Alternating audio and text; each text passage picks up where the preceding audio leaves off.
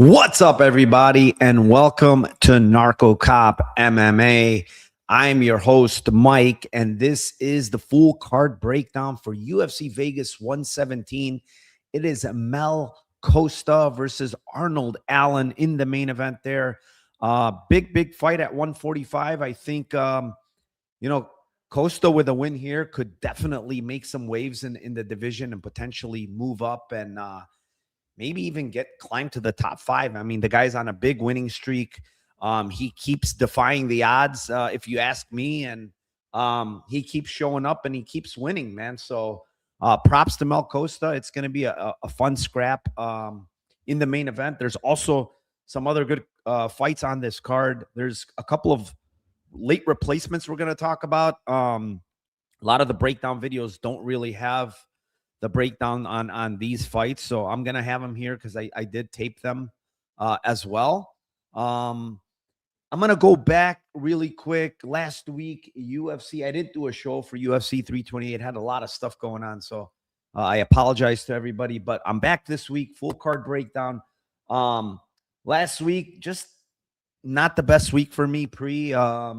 The Jordan Santos, I had a small poke on him at a big plus money number. I don't think it was the worst bet, to be honest. Looking at that back, I think it was an okay bet. I mean, he was doing really well early, but kind of faded late. And Surkayev showed really good cardio, really good volume there. So props to him. I missed out on Ochoa. I was leaning him in that fight. And I passed just because of the grappling. And, man, I regret passing there because Ochoa looked huge favorite. Sabatini Gomes, another fight where I did favor Sabatini there because of the grappling, but I definitely couldn't play -2XX on Sabatini. And he made it pretty clear there. I mean, a lot of holding on the fence, a lot of, there's a lot of places where that fight just gets broken up a lot. And Sabatini ends up in the center of the cage striking with Gomes where he could have potentially lost that fight. But over there, there was not a lot of breaking up. They let him hold on the fence a lot, and he won a decision. This is the one I regret the most, honestly, Tulio against Kopilov, because I honestly thought Kopilov was the better striker. I didn't think Tulio can take him down to the mat. The biggest concern for me was the pressure and pace from Tulio. But looking back at that fight, plus 165, I probably should have bet Kopilov, man. He's just a better striker. And when you know that, and you know that this fight is most likely going to be striking, you should probably take the better striker. I regret that one quite a bit, not going betting Kopilov there. Jim Miller, Gordon, I was shocked, honestly. I didn't think Miller had a prayer in that fight. I was extremely off on it. He found the guillotine. Jared Gordon stuck his head in the guillotine. He got guillotined. I don't know how that would have played out, if the fight went on, but he found his win condition. That was probably round 1, and he found the guillotine. Dawson Rebecki had a decent-sized bet on Dawson. I don't know if it was a great bet, to be honest. He got hurt in that fight. He did get the back twice and controlled him the entire round. So in that sense, it's like if he actually gets the back, the round is over. I don't know. I think it was an okay bet at best. I wouldn't call it a great bet just because of, the sketchy moments in that fight. The next one is Amasov Alvarez. Huge mistake here for me. This is where I butchered this fight bad because I thought Amasov is going to easily take down Alvarez. I said that all week, and I said this guy's a great wrestler. He's gonna get it. I was a little concerned on the feet where Alvarez can land something big, but then and then I said Amasov can't really finish this guy if he gets on top. He kind of like lays there, doesn't really throw a lot of ground and pound. I don't think he can sub Alvarez, and I was totally wrong. I mean, he ragdolled him. He did whatever he wanted with him, and I knew Amasov was a side money line, and then I end up playing finish only Alvarez. So really stupid bet there on my part, not going with Amasov and knowing that I knew he had a huge grappling edge. Next one, I'm not going to talk much about. Gauthier finished. Green against Stevens. I took a small poke on Stevens. Another terrible, terrible bet. I mean, Stevens didn't even look like he wanted to be in there. Brady, Buckley. I mean, there was a lot of bullshit in this fight. I had Brady by sub. I think it was a pretty good bet. But, you know, fight ended up, and then I had an under.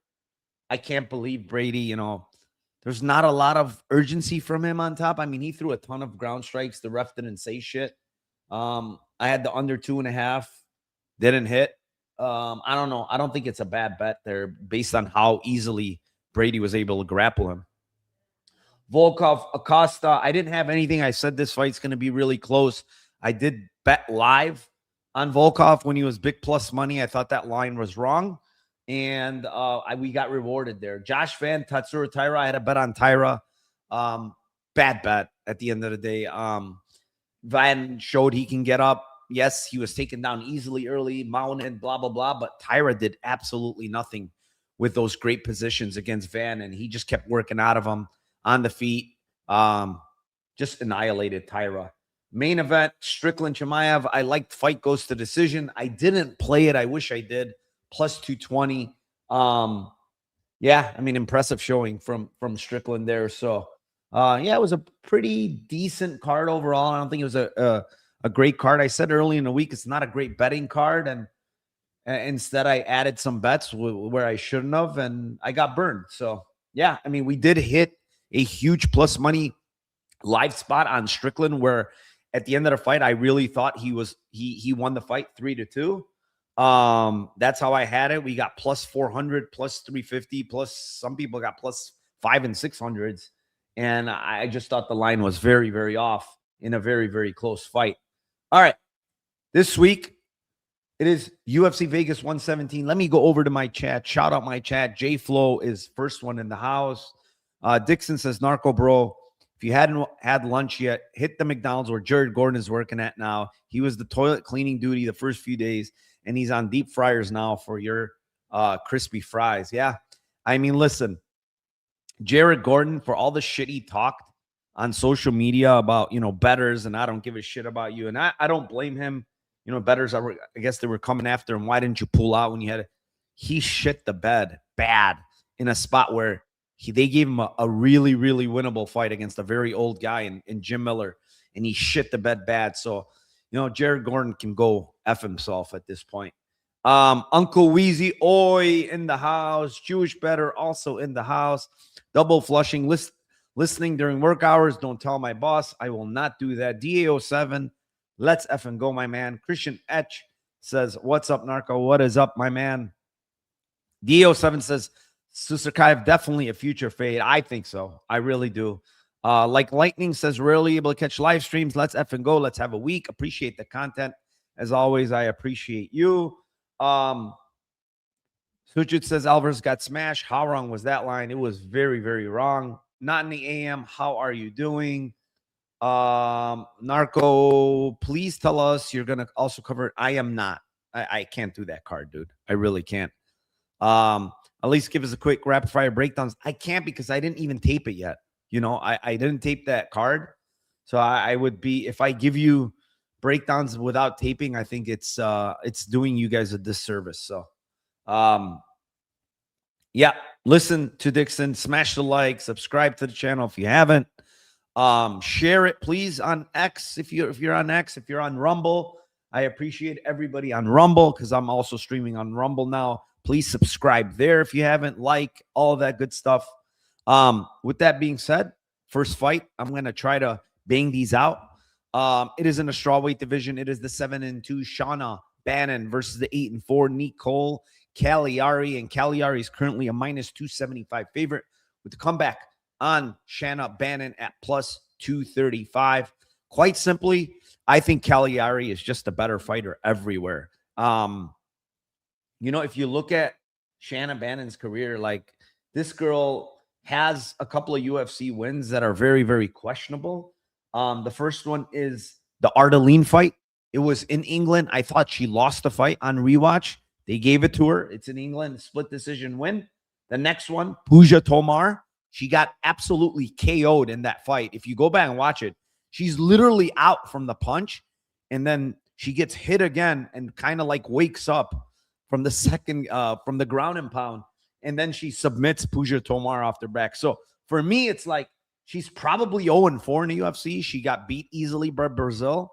She got absolutely destroyed by Sam Hughes. And what that tells me is one thing here. Physicality is a big issue for Shanna Bannon. You see Sam Hughes absolutely do whatever she wants with her in the grappling. And Sam Hughes, historically, is not a grappler. Like, she likes to strike a lot. She's high volume. You know, she's a pressure fighter, but she's not a grappler like that. And she was absolutely doing whatever she wanted with Shanna Bannon on the mat. Alice Ardelean fight, same thing. She was able to get takedowns. Ardelean just prefers to stand a lot more than grapple. That was the issue. And the other one is Bruna Brazil, you know, was able to get takedowns there as well. She had a decent amount of control on Bannon there. But Brazil is not the most physical girl either. You know, she likes to kickbox a lot. She's not historically a grappler as well. The difference is Nicole Cagliari, one, I don't think she's the best fighter, right? I really don't think she's a great fighter at all. But I think there's levels to fighting. And I think her level is at least a tier or two above Shanna Bannon, because I don't believe Shanna Bannon is UFC worthy, right? Nicole Cagliari in her 2 losses at least fought really high level, you know, strikers that are huge at 125, right? These girls are both very, very big. Cavalcanti and Carly Judice. They're big girls for 25. They're very, very good strikers, right? They have high volume, high pace, right? Both girls, high volume, high pace. And if you go back and watch Cavalcanti fight, very, very close fight. Cagliari had some success in the striking. She landed 67 significant strikes against a girl that's much longer, much taller than her in Cavalcanti, right? And got 3 takedowns. Carly Judice, yeah, she got beat up pretty bad there. You know, she got beat up very, very bad in that fight. But what would Carly Judice do to Shanna Bannon? You know, would Shanna Bannon last 3 rounds with Carly Judice? I don't think so. And so at the end of the day, moving down to 115 here, that's an important aspect of this fight. Cagliari is moving down, and that's a smart move because she's kind of, yes, she's built well, but she's small for 125. She's very, very, very small as far as reach, height, all of that.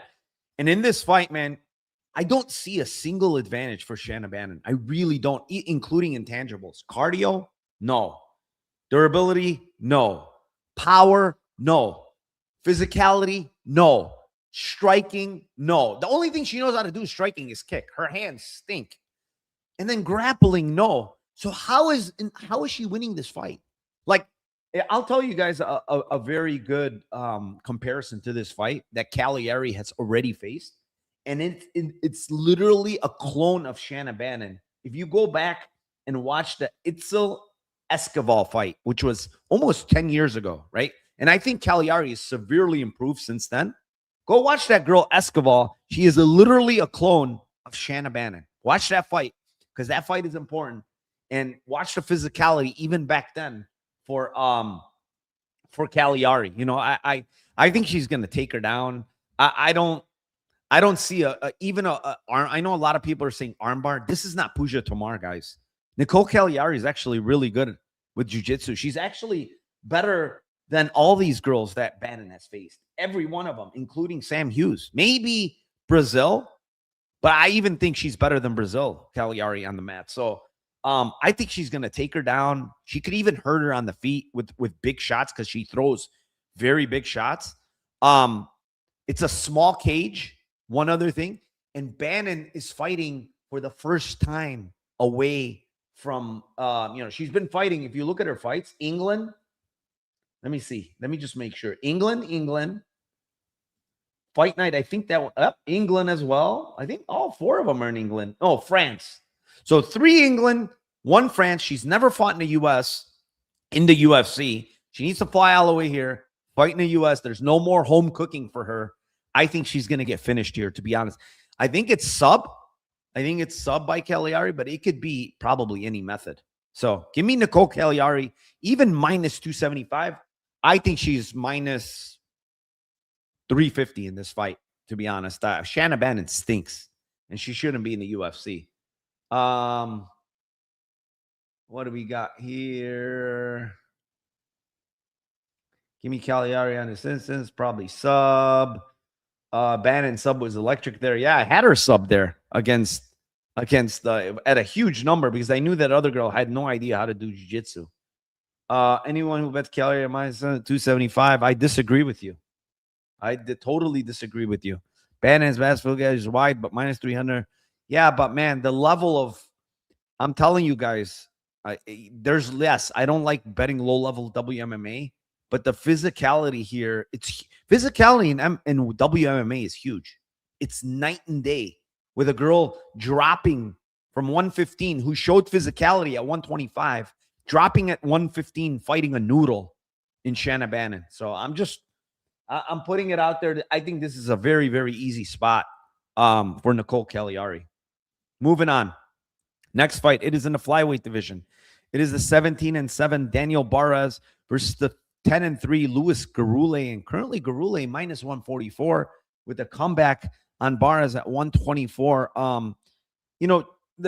Something that sticks out here right away is Barez's age, right? He's 37 years old at flyweight. It's not the best thing. I mean, it's kind of tough for a flyweight to be fighting at 37, cutting down to this weight. And, he's not a small guy either, Barez. But I think this fight is interesting in the sense that I just think Barez has a lot of advantages in the striking. I mean, he's much faster, even at 37. He's much faster, better footwork, better hands.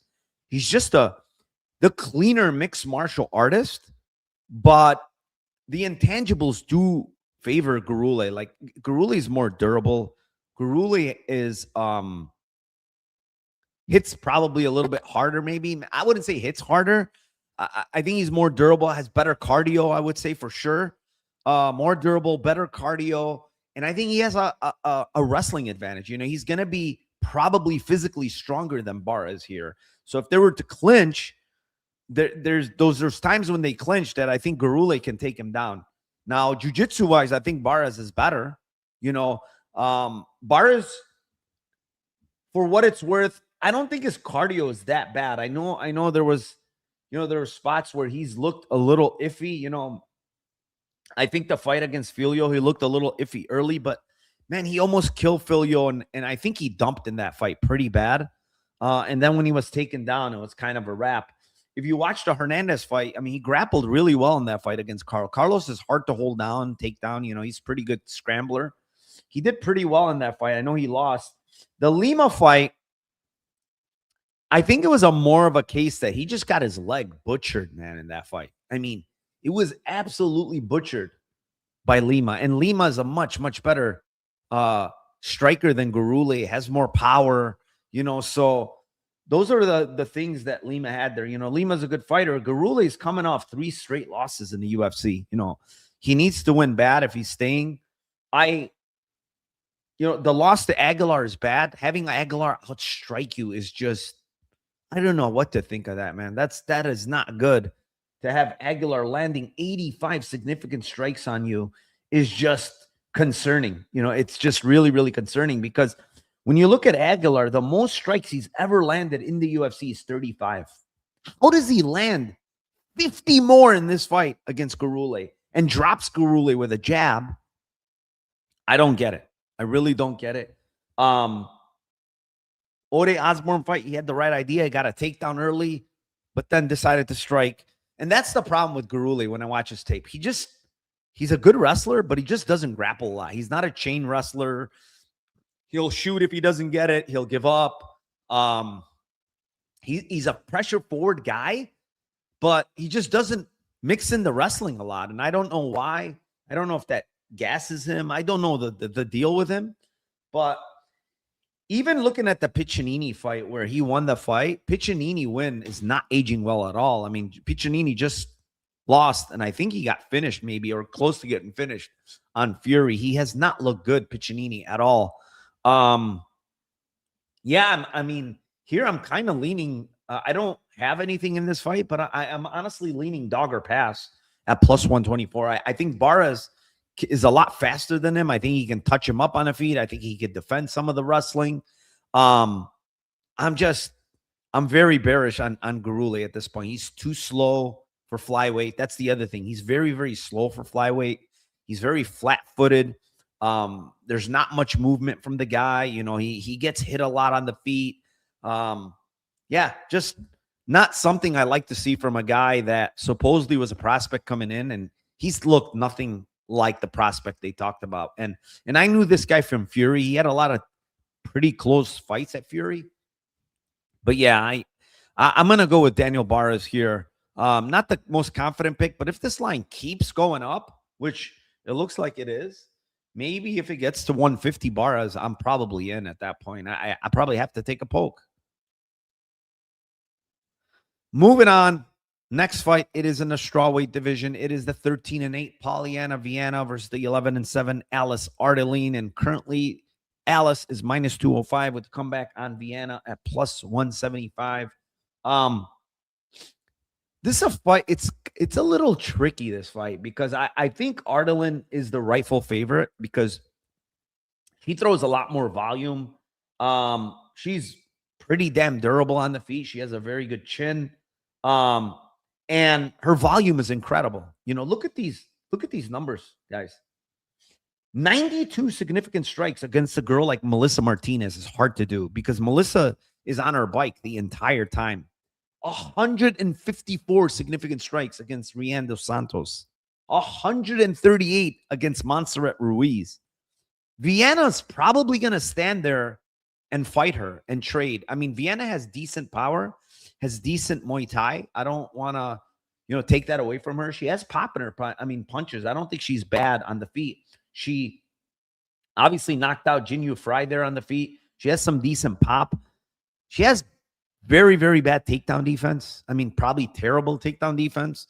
However, she has an extremely good armbar. Very, very dangerous armbar. I think it's mainly early when she's fresh. She swivels those hips. She goes for the armbar. Alice, if she is to grapple here, she needs to be careful of the armbar. I don't think she's the best jiu-jitsu girl, to be honest. And she needs to be very, very careful here with the armbar against Viana. She's going to be a lot more physical than Viana. I think she's a lot stronger. I think she hits harder, to be honest. Like, look at the fight against Rian dos Santos. Dos Santos is super, super tough. But go back and look at that girl's face. It was a mess. She had busted her up bad.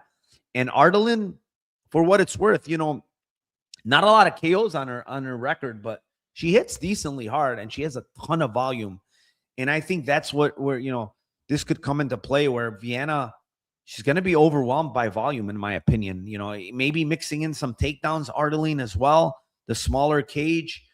She needs to be careful of the armbar, and she needs to be careful of the straight right hand from Viana. She does have a very good straight right hand with power, but I'm going to go with Alice Ardelean here. I'm not going to lay this minus 200 because she's so hittable too, Ardelean. But I kind of think one fighter is leveling up in Ardelean, even though she's 34. I feel like she's leveling up her entire game.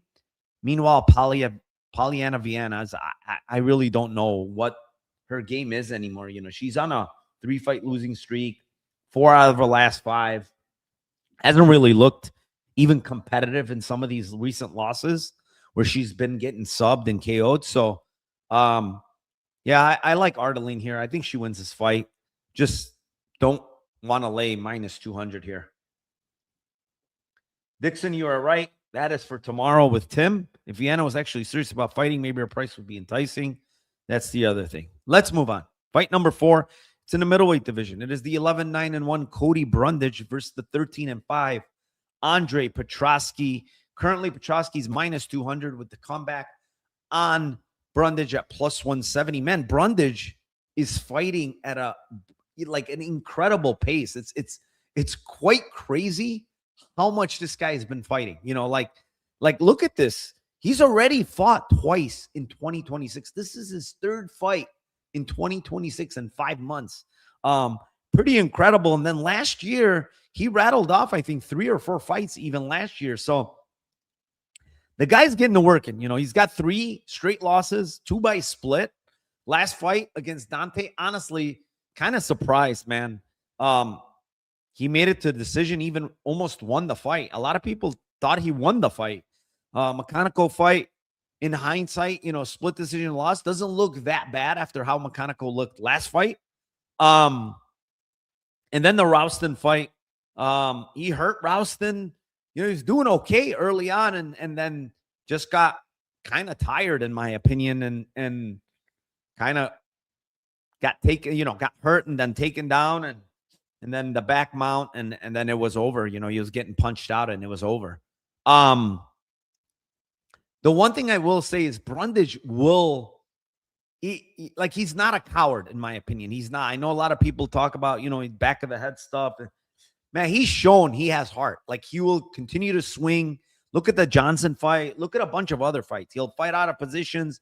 He'll try to fight back. You know, and he's dangerous early, man. He swings for the fences early.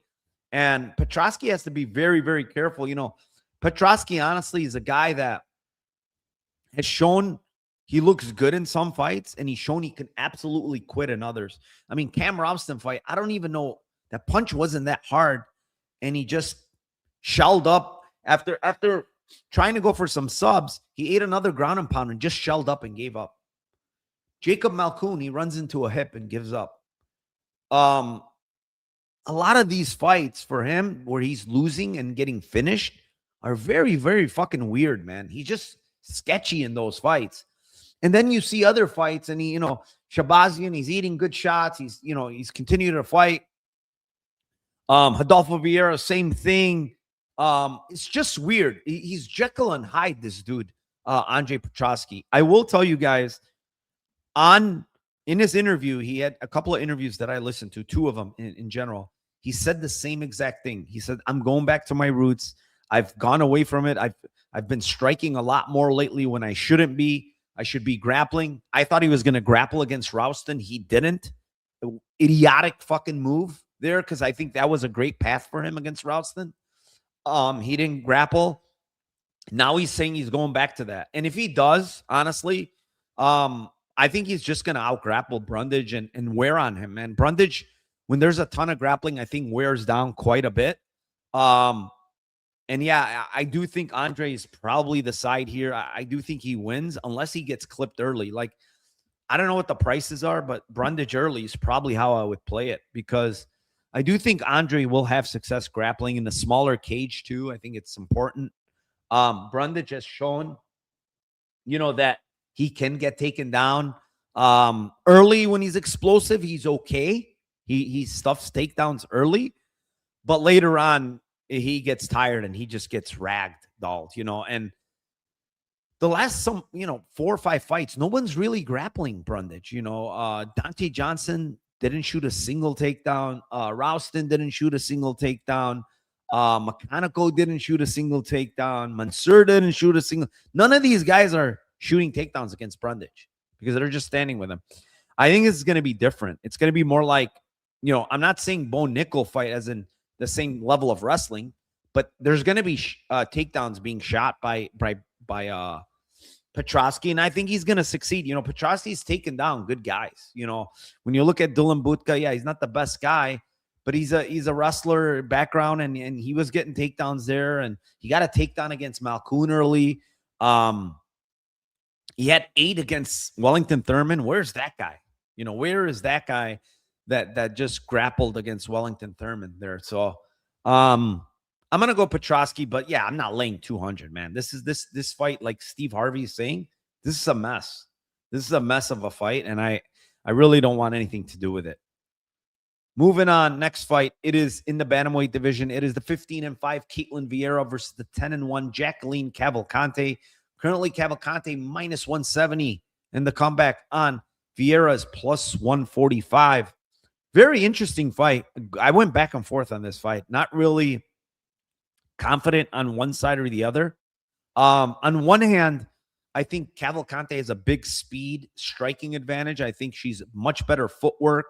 She's much more athletic, much quicker than Caitlin Vieira.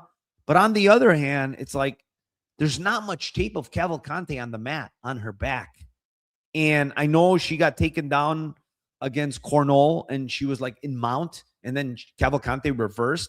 But you don't want to be on bottom against Caitlin Vieira in mount, right? She's way better than Cornell. She's, quite frankly, when Vieira gets girls down, it's like good luck getting up. Like it's very, very hard to get up against her. She's heavy on top. She's got excellent control. She's got excellent jiu-jitsu. She's super dangerous. Like I know she doesn't have a lot of submissions in the UFC, but she got McMahon early on in her career, but she had a nice arm triangle on Norma Dumont last fight, and Kinzat, she had a bunch of submission attempts there. So she does go for submissions. She's more, I think, like control, top control type of girl instead of going for subs, but she's a BJJ black belt under Petneris, and she's really, really good down there. Cavalcanti, I'm just really not sure what her jiu-jitsu looks like because, again, we haven't really seen her on bottom much. And if Vieira gets on top, that could be a round. That could be the fight. We really don't know. But on the feet, I favor Cavalcanti quite a bit. I think maybe Vieira has a little bit more power potentially, but Cavalcanti is very good kicks, very, very good footwork, very good striking in general hands. The girls are kind of a mirror image of each other when it comes to height and reach. Look at them. But Cavalcanti is 6 years younger, probably the fighter that looks to be improving a little bit. Vieira is a finished product. I mean, she's decent striker, but very flat-footed, very plotty, kind of slow, and probably going to continue to get slower as she ages. But yeah, I mean, for me, it's a very, very, back and forth type of thing in my head, but I'm going to go with Cavalcanti, the younger girl, the girl that's shown decent takedown defense, that's shown that she can use her footwork to her advantage and just strike at volume against a girl like Vieira. So I'm going to take Cavalcanti here, not with the biggest conviction, but I think she wins this fight. Moving on, next fight. It is in the lightweight division. It is the 7-0 Artur Minev versus the 11-0 Tommy Gantt. And currently, Tommy Gantt minus 205. Comeback on Minev plus 175. They're saying this is at lightweight. I'm not 100% sure. If anybody knows, I know it says lightweight on Tapology. I'm just not 100% sure if this is actually going to be at lightweight. It's a interesting fight in the sense that when I looked at Minev's tape, I'm not like super impressed with this guy, especially defensive wrestling. He's looked sketchy in some fights. He's looked decent in others. The issue is Minev hasn't really faced good offensive wrestlers. Like when you watch Minev against Junior Maranjo, who's a striker, he's doing the offensive wrestling. He wins that fight with the wrestling, right? In that fight. That's how he wins. Then the other fights, like he's finishing people early. Ibanez finished early. Keith finished early. Keith tried to shoot on him a couple times. He defended decently well. You go to a Tony Pike fight, he looks bad in that fight, honestly, cardio-wise, takedown defense against a guy in Pike who's a BKFC guy at this point. He's a striker. But, and this is a big but, that was 2.5 years ago. Minev was 19 or 20, very, very young. So, I mean, we can kind of give him a pass on that, to be honest. The problem for him is this the short notice? He's training at, he's training in Vegas. He's been doing this camp, and you used to be in Florida, but he's been doing his camp in Vegas, not at Extreme, but at Syndicate, right? He's been working at Syndicate. I feel like his wrestling is probably pretty good. Like at the end of the day, I don't think it's terrible, but it's not on Gantt's level. Like Gantt's all-American wrestler at NC State. The guy is really, really good. He's very good in the clinch. He doesn't look the part as far as physicality, but man, the guy is physical, man. He's very, very physical. Dana White's Contender Series, he fought a guy that I thought was pretty physical himself, and he was just ragdolled that dude. I mean, absolutely ragdolled him, put him on the mat, did whatever he wanted with him, ground and pound, and eventually subbed him. Gantt is nasty with clinch work, ground and pound. He's very, very nasty with it. And he throws, and he'll rinse and repeat takedowns. He's a nonstop grappler, has shown good cardio, in my opinion. Minev taking this fight on short notice is not a good thing against a guy like Gantt, who's right in your face right away. Now, listen, a couple of fights ago against Paulson, he had a lot of sketchy moments early. He got dropped and almost finished. But if you look at that fight, man, it's fought at middleweight. He came in 175 in a fight that was supposed to be at 85. I think Paulson came in at like way more. I want to say, 184. So he was 9 pounds heavier than him. And, he just found him early. He hurt him very, very bad. But he weathered the storm, came back and finished Paulson. So I really don't think Minev is going to be able to keep this upright, man. And when he's on the mat, man, he's never faced a guy like this, like Tommy Gantt on top. I will tell you, Minev, overhand right hand, straight right, is nasty. He's got a big, big power in it and a big left hook as well. So as long as this fight's standing, he's live to KO.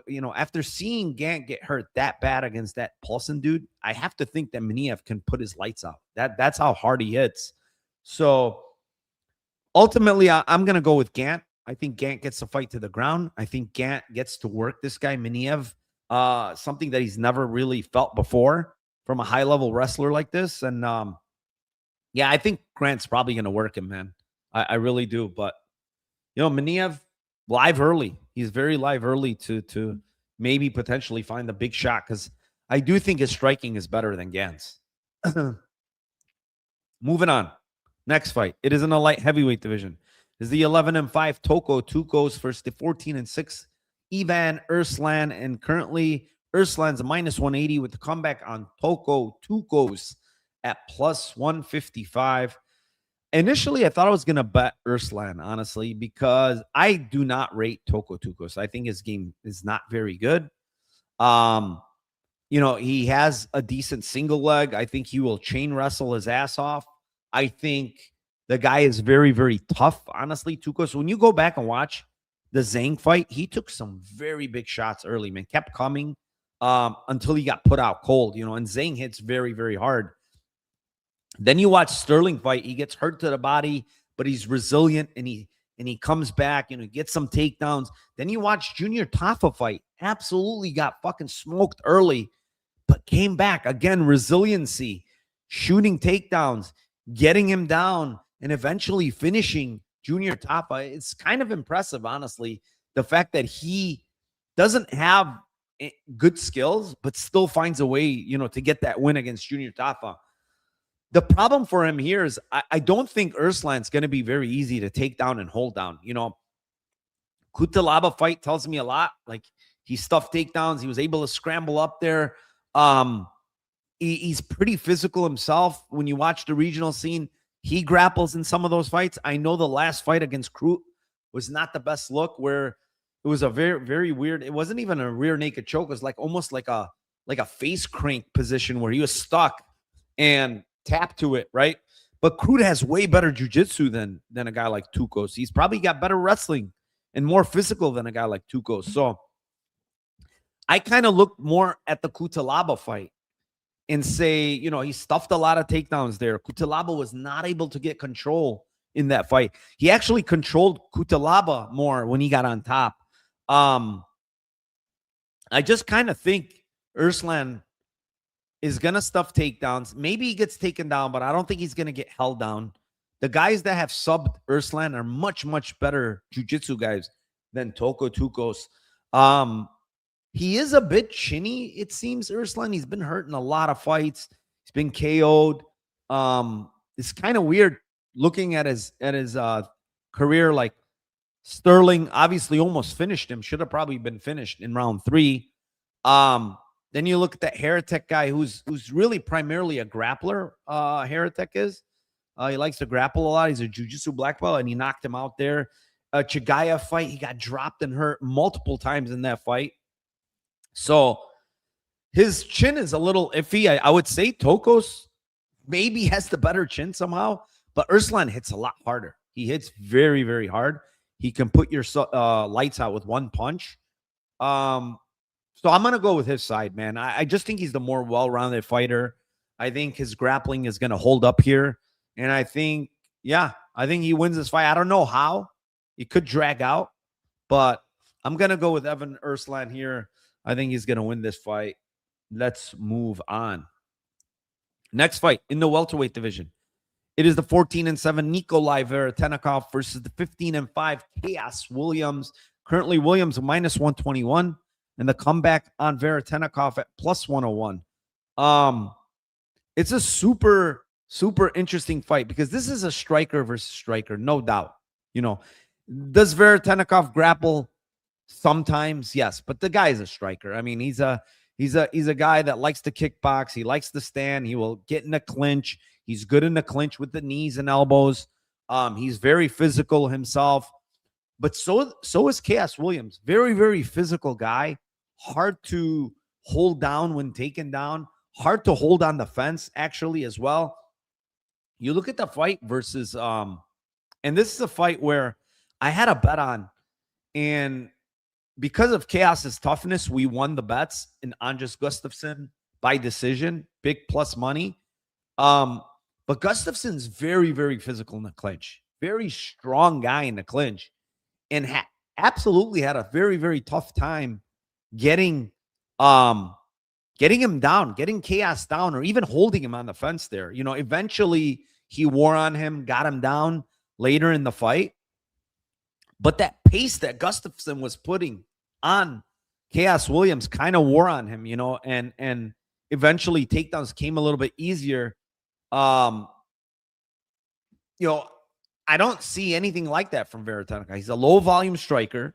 He's looking to counter. He's got good striking. I would say he's got good hands, good kicks, good calf kicks. I think those were, you know, if he uses them more, which he doesn't use them a lot, I think that's a good thing for him against Chaos, because Chaos does tend to eat calf kicks. But the fight IQ on Veretennikov is just god-awful, man. Like spinning shit against Prado over and over again. Why not just keep it on the feet? You're a better striker. You're longer. You're bigger. No, let me do a spinning kick. Takedown. All right, I learned the first time. Nope. Spinning kick again. Takedown. And it just was mind-boggling how often he did it in that fight. And I had him at plus money, and that was a sweat. Absolute sweat ball. And the thing that's confusing to me here is that in that Prado fight, he was plus 144, I believe. Now he's a shorter favorite against a much more dangerous guy in Chaos Williams, a guy that has more experience, a guy that's a true welterweight, a guy that hits extremely hard. It doesn't make sense, you know, that he was plus 144 there, but it's plus 101 here, right? Because I do think Chaos, even though Chaos is not very skilled, and if you look at Chaos, listen, all of the guys he's faced has better skills, you know? Which one of them is not better? Maybe Gustafsson, but Gustafsson has that really good game where he's just clinched. But every one of these guys that he's faced and beat, a lot of them are better. I mean, Abdul Razak Al Hassan is better. Matthew Semelsberger is probably technically better. Miguel Baiza is better. You know, Bedoya, all these guys are better in the technicality aspect, but Chaos brings a different level of power and just physicality. The guy's just, his nickname is Ox for a reason. He's that strong, man. He's just getting out of these positions on bottom is insane. You know, he got put to sleep last fight by Bonfim, you know, or 2 fights ago by Bonfim with that Darce. But again, Bonfim's a high-level grappler, is very good with the grappling. He just caught Chaos, and Chaos wouldn't even tap. He went to sleep. I'm honestly very torn on this fight because I think Veretennikov is the cleaner striker. I think both guys are very, very durable. Chaos could end the fight with one punch, but I think he's less likely to get KO'd here. His chin is way better in my opinion. I think this fight over. I like the over here. I'm gonna pick a winner. I have to pick a winner, right? For everybody. I'm gonna go with Chaos Williams. I think his UFC experience, the level of opposition. I think Nikolai's fucking fight IQ that sucks probably puts him in some bad spots here. And I think Chaos has a little bit better volume of the two. So I'm going to go with Chaos, not with the best conviction. I think it's a very, very close fight at the end of the day. But yeah, I kind of want to go overs here. Again, Chaos hits very hard, but man, he's hard to finish, man. I don't think I would be surprised a guy like Veretennikov is going to finish. Is going to finish a guy like Chaos Williams. I mean, he couldn't finish Prado. He couldn't finish Barlow. You know, Barlow was basically all striking. He couldn't finish him. Well, what makes me think he could finish a guy like Chaos, who's faced big hitters before? You know, Bonfim hits pretty damn hard. Brown hits pretty damn hard. Semmelsberger drops a lot of people. Pereira is, you know, very dangerous. Abdul Razak. Like, this guy's chin is just good. You know, Chaos Williams has a crazy chin. So, yeah, I kind of like overs here. That's how I'm going to go with this fight. But, again, gun to my head, Chaos Williams. A little bit better fight IQ. A little bit more durable. And I think hits harder. Narco, but Nikolai did this camp with Kamzat and crew. Maybe he gets some takedowns. He's not holding Chaos down. I don't care. Maybe he gets takedowns. I don't think he's holding Chaos down. Chaos, I mean, the physicality from Gustafsson is different levels, man. And he couldn't hold Chaos down, especially early. And Veretennikov, I'm going to tell you guys one thing. If this fucker decides to grapple a lot, he's going to gas. He doesn't have the best gas tank. And if he's going to be forced to grapple, he's going to gas, in my opinion. Let's move on. Next fight. It is in the bantamweight division. It is the 10-3 Timothy Cuamba versus the 12-3 Bernardo Sopaj. Currently, Sopaj minus 150 in the comeback on Cuamba at plus 130. Man, this is such a close fight because I honestly feel like they're mirror matches, images of each other. They're both very well-rounded. I would say Cuamba has a bit of a cardio edge here. I think Cuamba's a little bit faster than Sopaj. Both of these guys are pretty young. You know, both the guys are pretty young. Timothy fought at 145 a couple of times. Not kind of fair to him against Oki on short notice, against Almeida up a weight class. I don't think that was good for him. You know, he's too small. He's not as physical as those guys, and he's fighting, you know, against Almeida, got dropped many times, showed a lot of resiliency in that fight, man, up a weight class. You know, Oki fight, a lot of heart in that fight, got hit with big shots, came back. Last fight started off terrible against Lee, where he got his back taken, body triangled, all of that. Guess what? Came back to win the fight, out-grapple the grappler in Ching Ho Lee. Very impressive win for me. You know, I had Cuamba in that fight. But the difference is he's facing a more well-rounded fighter than a guy like Lee here, you know, in Bernardo Sopaj. Sopaj can grapple. Sopaj can strike, right? He's very good at both. I think he carries the power advantage in this fight. You know, I know there's some concerns with his cardio, you know, against Oliveira short notice. I don't really take much from that fight. He almost had Oliveira finished, probably dumped in that fight.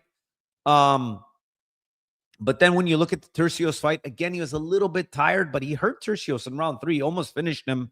But Tercios brings a crazy pace, a crazy type of style. Nothing that Timothy Cuamba is going to do. Timothy is more technical. He's going to try to keep a technical striking, which Sopaj is kind of the same. That's why I said these two are kind of mirror matchups of each other. I do think, again, Timothy is going to be the faster guy. He's got faster hands, in my opinion.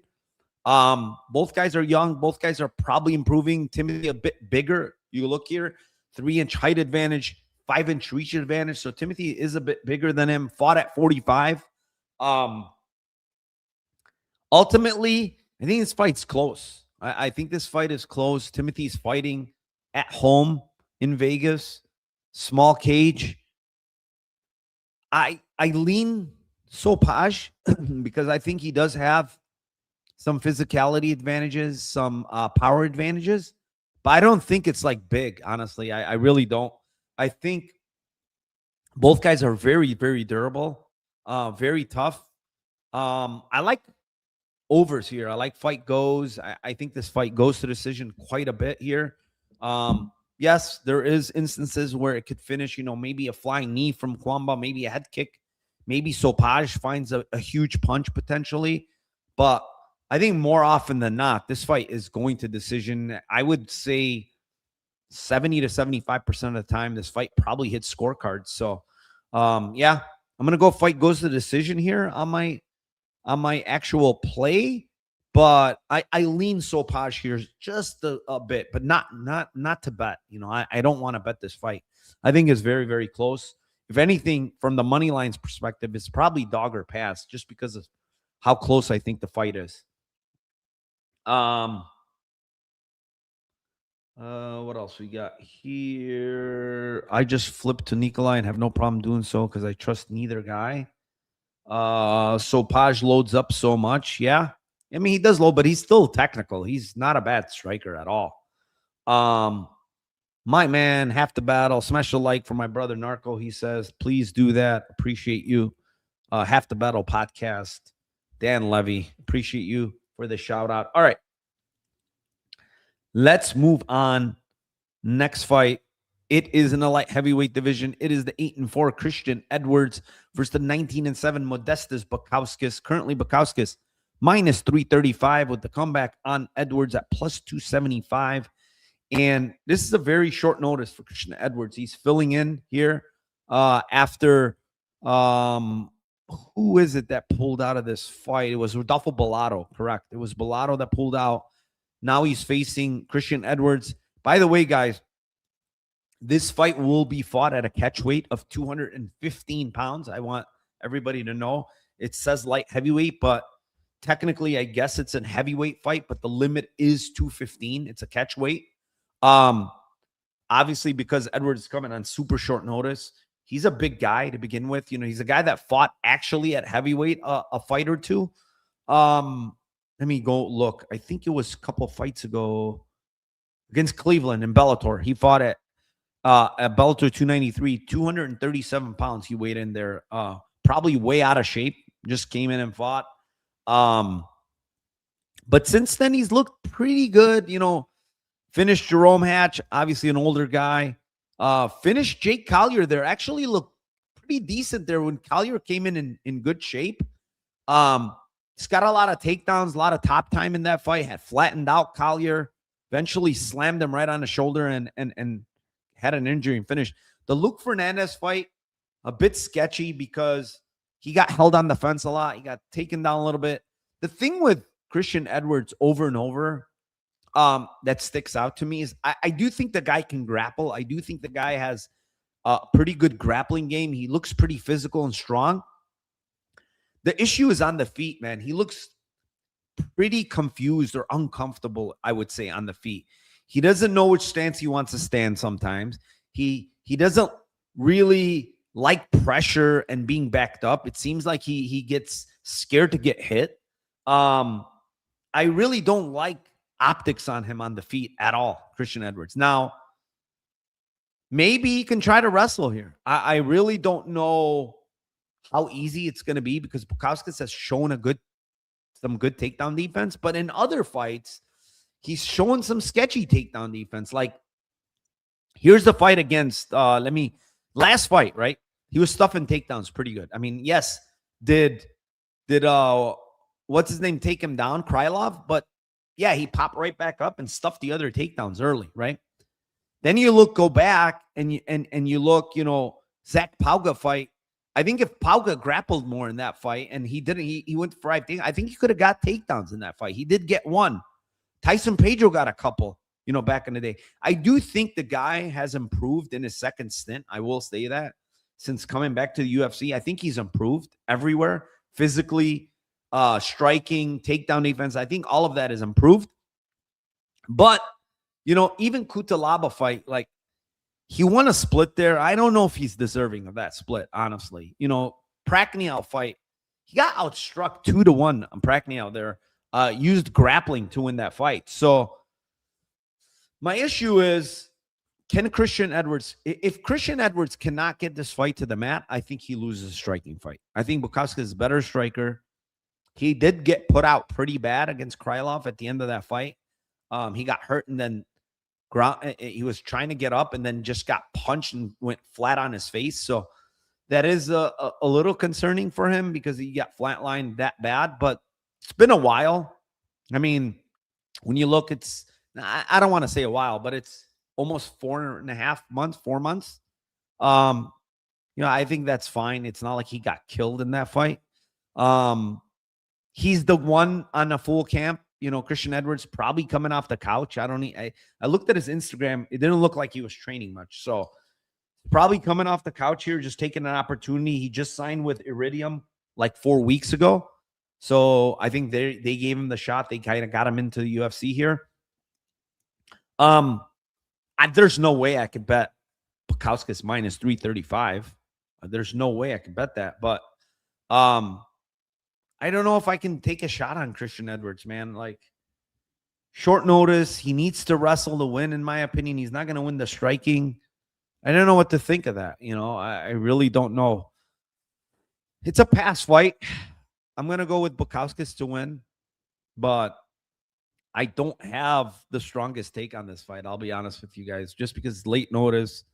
Bukauskas, obviously the more well-rounded fighter, a lot more experience. I think that goes long in the UFC.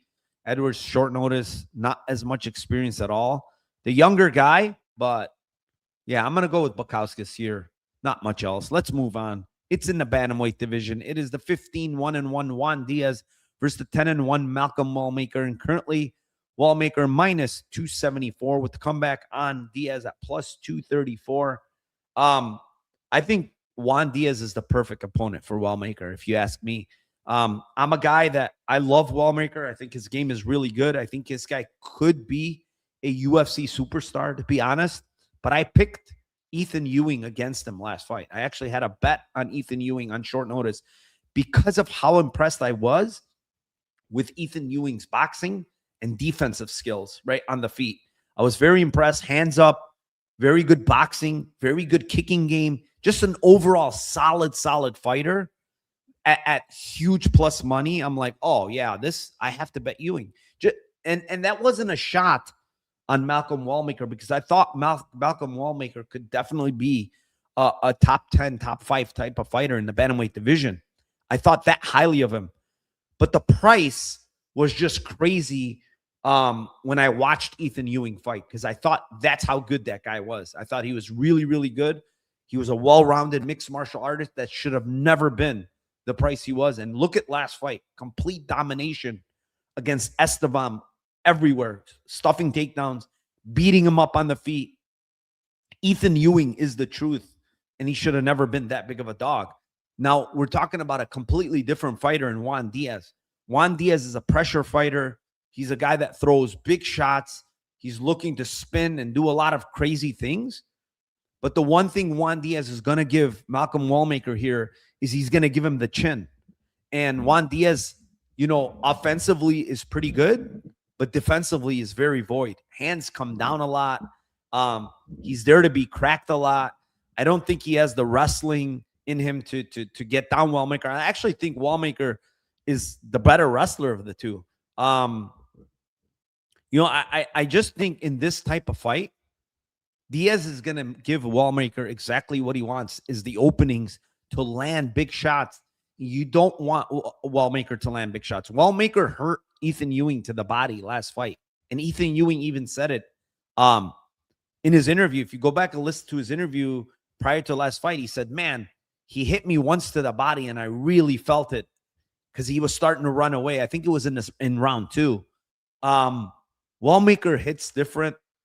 Ethan Ewing just had incredible defense, hands up, a lot of head movement, all of those things Juan Diaz doesn't do. Give me Malcolm Wellmaker here. I think he's going to come back in a big way. They're giving him a guy who's shorter, who doesn't have the defense, who's a little reckless. obviously Wellmaker has to be careful with the spinning shit. You know, like Diaz will do spinning elbows. You know, anybody that eats those probably goes out. So you have to be very careful with the spinning stuff. But Wellmaker's better defensively. He hits harder. Yeah, I like him in this spot. I think he's going to come back in a big way here and put a stamp on this fight. Moving on, co-main event. It is in the featherweight division. It is a 16-4-1 Dooho Choi versus the 13-2 Daniel Santos. Currently, Santos minus 170 with the comeback on Choi at plus 145. This is a banger of a co-main, man. Extremely good co-main. These guys are going to just stand there and probably bang. You know, we see that from both guys. Choi bangs a lot. Santos bangs a lot. Santos might try to wrestle here. You know, he's been trying to wrestle a lot more of late. You know, when you look at the couple of fights ago, he wrestled a lot against Jung Young Lee, and he got hurt in that fight in round 1 a couple of times. I don't understand how all 3 judges gave round 1 to Daniel Santos. I think that was criminal. He got fucking hurt 2 different times in round 1, but yet they gave him the round. I don't know why.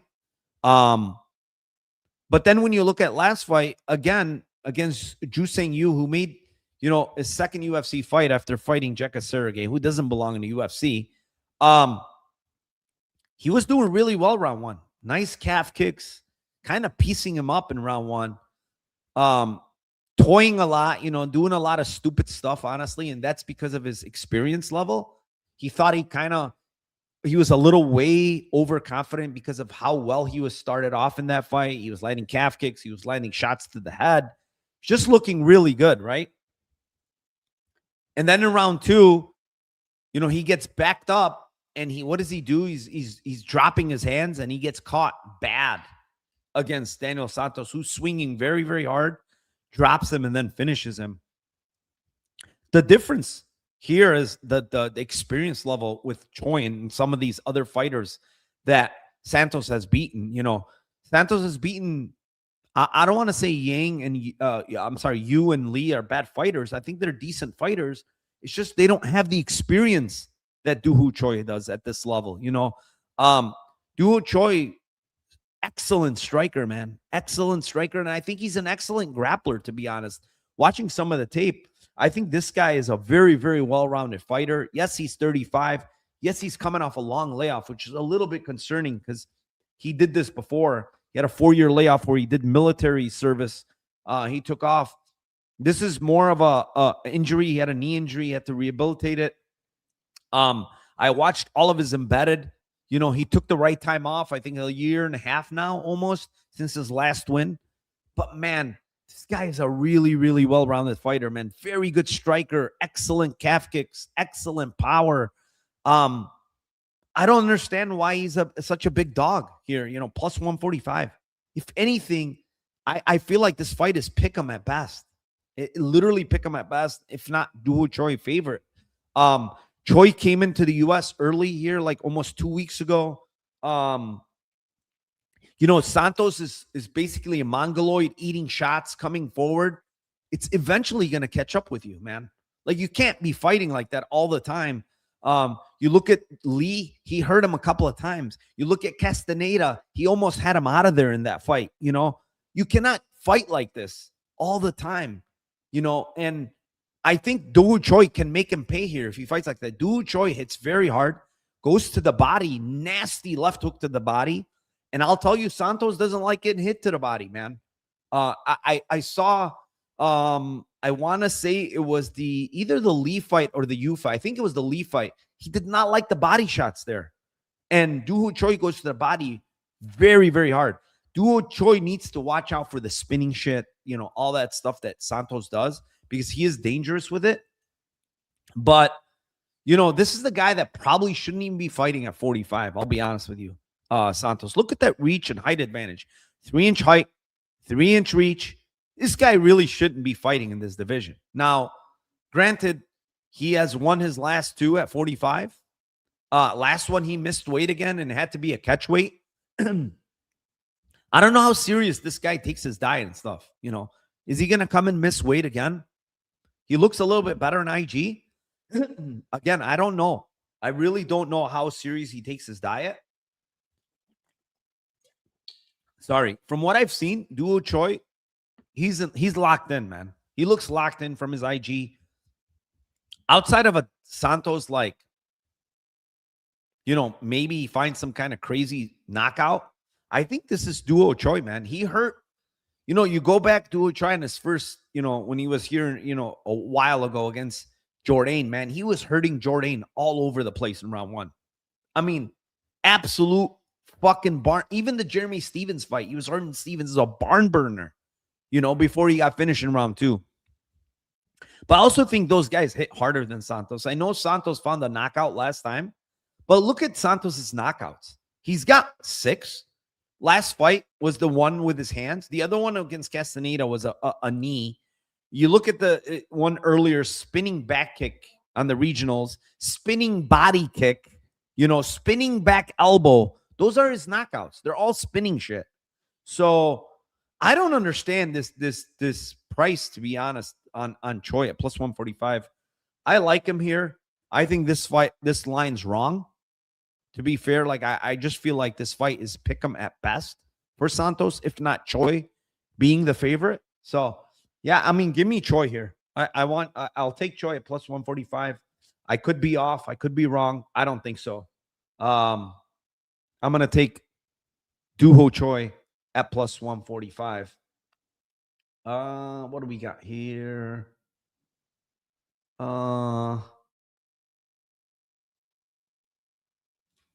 Half the battle says if Daniel Santos' eating habits match his fighting skills, he could be top 10. Yeah.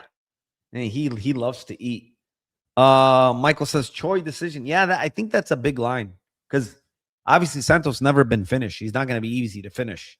But I do think this is probably one of the more dangerous guys that he's faced. Not probably, he is. I mean, you look at Arce, Castaneda, Munoz, Lee, Yu.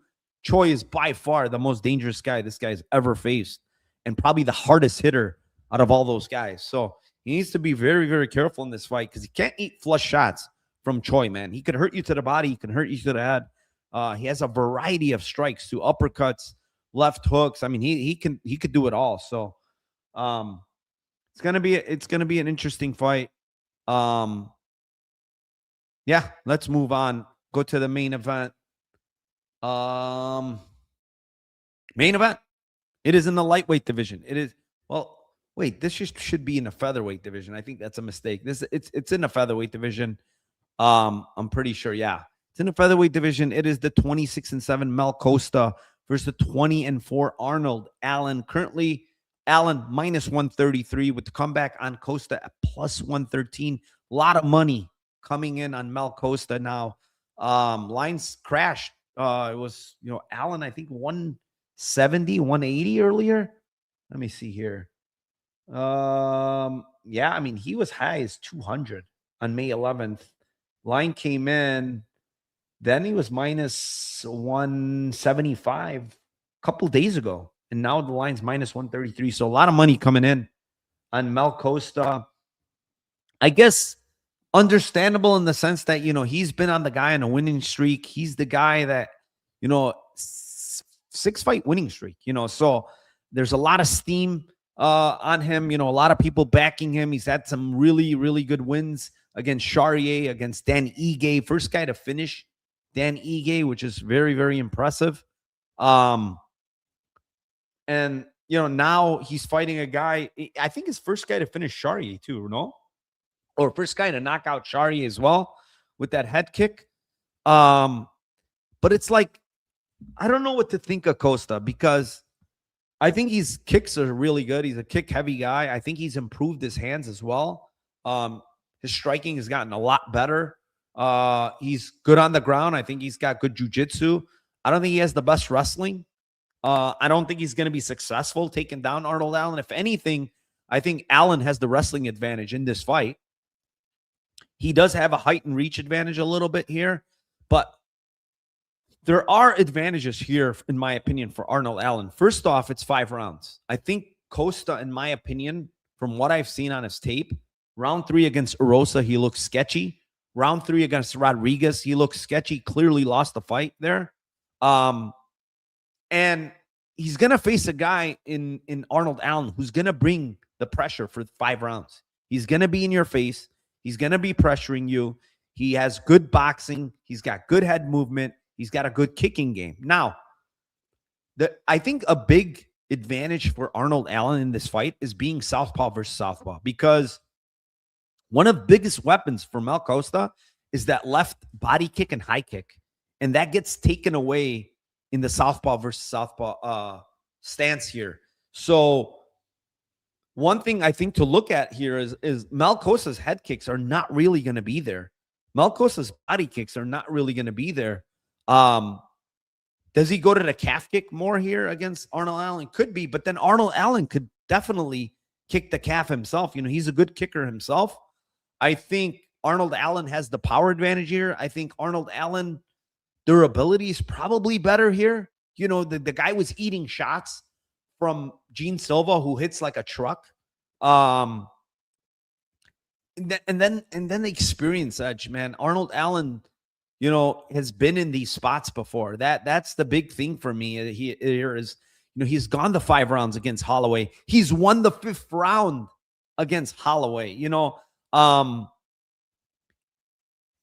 yes, trajectory-wise, it's definitely going to be Costa. You know, 6 straight wins. Arnold's lost 3 out of his last 4, but against who, right? Max Holloway, Evloev, and Gene Silva. All 3 guys that are top tier of the featherweight division, top 5 guys he's lost to. I don't know if Mel Costa, you know, is even on that level. You know, I honestly think he's high rolled some of these wins. You know, head kick against Charrier. What happens if that fight extends? You know, spinning back kick to the body. You know, he was doing well against Ige, but again, he's not a top 15 fighter anymore. You know, the guy is on probably towards the end of his career. You know, even though he's not old, I do think he's towards the end of the career. How old is Ige? Let's see. He's 34. You know, he's not old, but the guy's lost 4 out of his last 5. He just got taken down at will against Pitbull. You know, I think the fight against Woodson was really close, even though the judges disagreed until he got the knockout. He's kind of a guy that's probably declining a little bit. It's a weird fight. Because I kind of lean Allen because it's 5 rounds, because of the experience edge. As far as UFC experience facing the higher level of opposition. Smaller cage, I also think kind of helps Allen, where Costa can't skirt the cage as much. But yeah, it's an interesting fight. I don't have a bet on here. You know, gun to my head, I think it's Arnold Allen at these prices. But yeah, I don't really have a bet here. I think Costa could use his like range here, you know, a little bit. He's got decent hands, honestly. He's improved them quite a bit.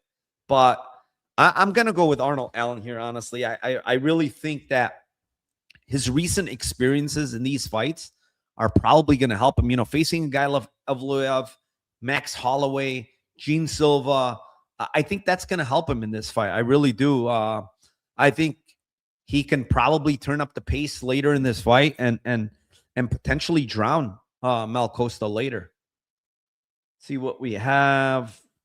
Don't forget Arnie, death gas round 3 versus Sadiq and got rocked by a jab against Evloev. I agree. I also think Sadiq, he hurt Sadiq quite a bit in that fight, but he was losing. But Sadiq is a better, in my opinion, he's more dangerous with the hands and he's a better boxer than a guy like Costa. You know, Costa's more reliant on the kicking game. And I think that version of Sadiq was probably his best version. Sadiq, you know, now he's kind of fallen off, in my opinion. But like, look at the Gene Silva fight. Like, it was 1-1 going into round 3. You know, round 3, obviously Silva styled on him, but man, Silva's so much more dangerous. And in my opinion, much better fighter than Costa. You know, I don't know. You know, yes, Evloev, like you said, you know, he rocked, but he also rocked Evloev in that fight. Do you remember, Dan, with those knees to the, you know, that were probably legal, in my opinion? Like, he was picking him up and throwing knees. He had Evloev pretty hurt in that fight. And Evloev, you're talking about a guy that's probably should be fighting for the title, you know. Yeah, I just the level of opposition. I don't think Arnold Allen's looked bad in these fights. That's the thing. Gene Silva fight, I don't think he looked bad. Evloev fight, I don't think he looked bad. The fight that he probably looked worse was Max Holloway, but Holloway's so good, hard to look good against in a striking match, man. Very, very hard to look good against. So, yeah, I favor Allen, honestly. I unless Costa high rolls a head kick or something again, I don't think he wins this fight if it goes to decision. I really don't. Also expected Arnie to look better versus Giga than he did. That was a Giga post-Cater beating. Yeah, I mean, fair enough. I mean, he didn't look great there against Giga. He did say, I think he got hurt in that fight in an interview. If you listen to that interview, he got hurt somewhere in that fight. I don't know what it was. I can't remember the injury. But he did get hurt in that fight. I don't remember what it was. I can't exactly recall what the injury was. He got hurt. But the thing is, you look at Costa, some of these, I mean, he was very sketchy against Arosa, man. I know he hurt Arosa with those head kicks, but look at round 3, how sketchy it got for him. You know, it didn't look good against a guy like Arosa. And even Rodriguez fight, I mean, he got pretty much dominated in round 3 there by Rodriguez, even though it was grappling. But yeah, enough about this fight. I appreciate everybody. Thank you very much for joining. Please hit the like, subscribe to the channel. There are links below for the Discord if you want the free portion of it or the paid portion. They're both down below. Up about 40 units. I have some boxing bets this week that I like. Big plus money boxing bets for me this week. I also have, let's see how many bets I got on the UFC here. I got 4 total. Might add a couple of more. I'm waiting for some props that I like. I appreciate everybody again for being in here. Please smash the like. Please subscribe. Comment. Do whatever you need to do. We need to pump up the algorithm. I appreciate everybody. Good luck this weekend. And also tomorrow we'll be back.